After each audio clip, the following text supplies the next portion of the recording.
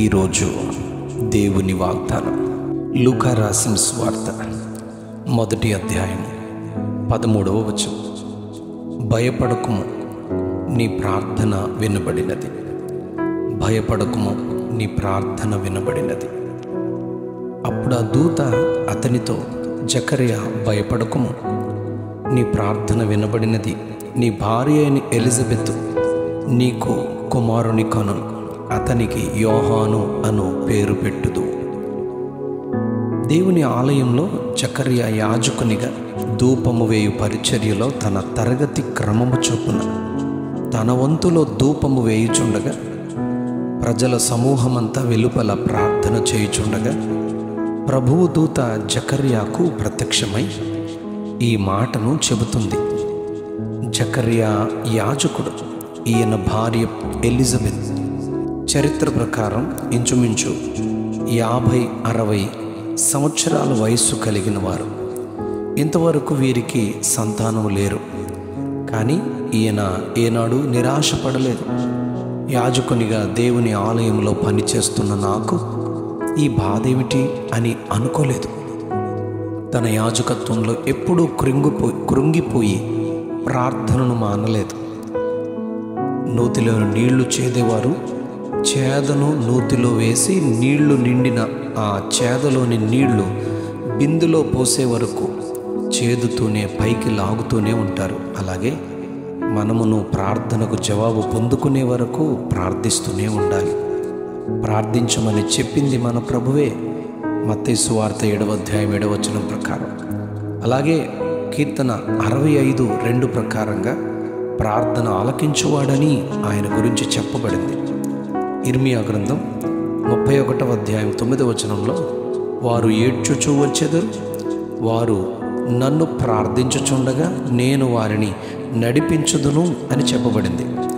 జకర్యా ప్రార్థించుచుండగానే దేవదూత ప్రత్యక్షమై వాగ్దానమునిచ్చి, పుట్టబోవు కుమారుని పేరు యోహానని, అతడు తండ్రుల హృదయమును పిల్లల వైపునకు, అవిధేయులను నీతిమంతుల జ్ఞానమును అనుసరించి నడుచుటకును త్రిప్పునట్లు ఏలియా యొక్క ఆత్మయు శక్తియు గలవాడై ఆయనకు ముందుగా వెళ్ళును అని చెప్పబడింది.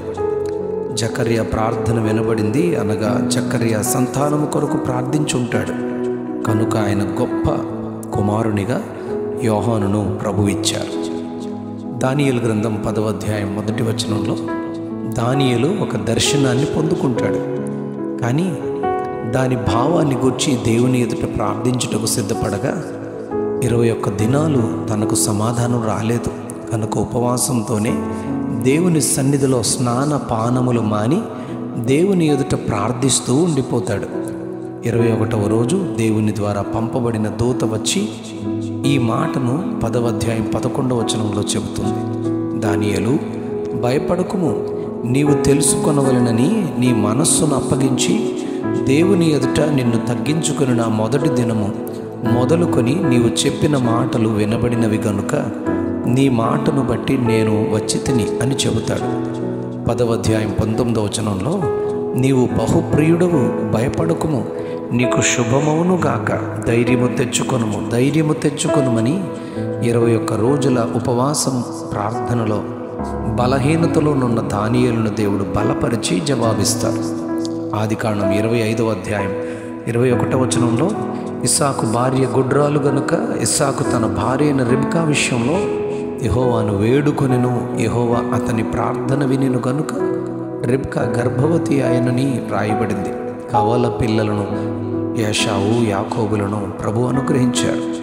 న్యాయాధిపతుల గ్రంథం 13వ అధ్యాయం 9వ వచనంలో, దేవదూత మానోహ భార్యకు కనబడినప్పుడు భర్త అయిన మానోహ ఆమె దూతను గూర్చి చెబుతుంది. అప్పుడు మానోహ నా భార్యకు కనబడి నాకు పుట్టబోవు బిడ్డను గూర్చి జాగ్రత్తలు చెప్పిన దేవా, నాకు కనబడుమని మానోహ ప్రార్థిస్తాడు. అతని ప్రార్థన ఆలకించి దేవుడు తనకు దర్శనమిస్తాడు, మాట్లాడతాడు.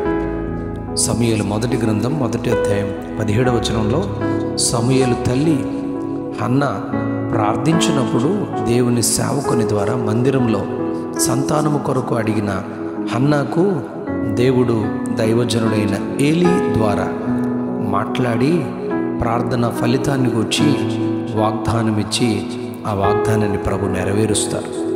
2 సమూయేలు 22వ అధ్యాయం 7వ వచనంలో, నా శ్రమలో నేను యెహోవాకు మొరపెట్టి తిని నా దేవుని ప్రార్థించి తిని ఆయన తన ఆలయములో ఆలకించి నా ప్రార్థన అంగీకరించినని దావీదు సాక్ష్యమిస్తాడు. మనమును ప్రార్థించి సమాధానాన్ని సాక్ష్యము చెప్పునంతగా దేవుని సన్నిధిలో జవాబును పొందుకొందుముగాక. Amen, amen, amen. భయపడకుము, నీ ప్రార్థన వినబడినది. భయపడకుము, నీ ప్రార్థన వినబడినది. ఆమెన్.